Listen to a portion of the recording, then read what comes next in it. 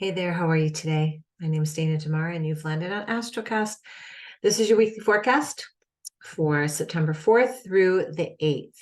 So, pretty busy week. I don't want to skim over the fact that September 3rd is the date when Venus went direct. I need to just put that out there. So, all of these things that we've been working on since July 22nd, when Venus went retrograde, what we value, how we value ourselves, our sense of worthiness, our financial issues, our sense of direction as far as relationships. All of that is coming to an end. All of that is culminating to completion, and hopefully you're gaining some clarity.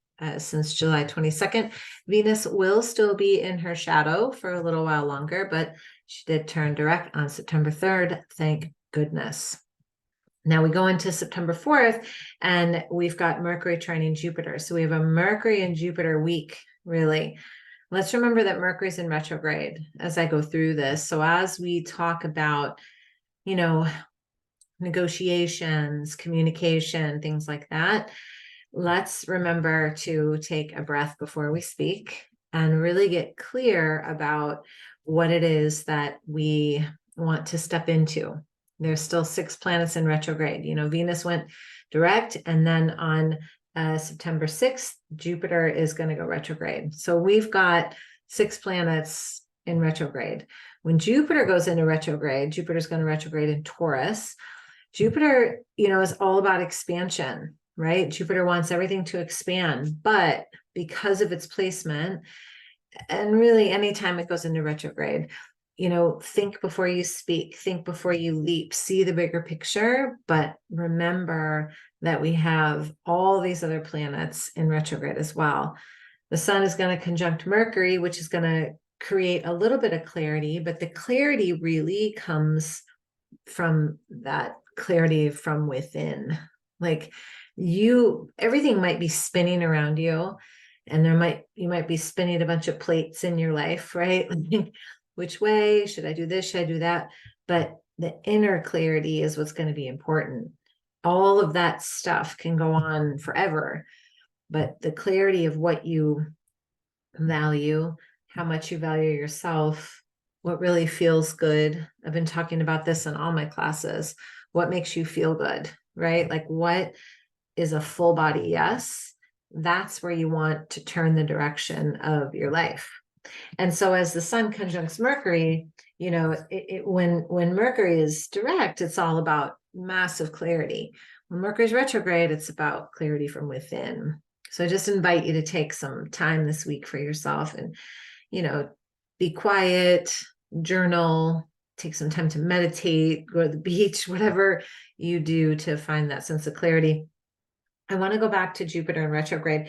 Jupiter retrograding in Taurus is going to focus a lot on your financial situation, your home situation, your ability to create financial abundance, your ability to create beauty in your home. So, you may start to feel this energy that wants you to move things around, not so much clean things out, but shift things, move things around, get rid of things that are just old, that aren't really creating an opening, because this week is about opening as well, especially when the sun trines Jupiter. When the sun trines Jupiter at the end of the week, it's all about feeling good. It's all about feeling open. It's all about feeling optimistic. It's all about feeling a sense of deep connection. And I know that when we look out into the world, it doesn't really look that way. It's like, are you kidding me? This is not what's happening. I don't look out into the world very often. I try not to, because I feel like that inner gaze is what is creating my outer reality. So independent of what's going on in the world this week, I really encourage you to take some time for yourself. I really encourage you to go inward, ask yourself, how is this making me feel? And just know that this is going to sound so prophetic, but just know that joy is the only answer. anything that creates a sense of joy, keep. Anything that doesn't, let it go. We have the new moon coming up on the 14th, so I just want to put that out there.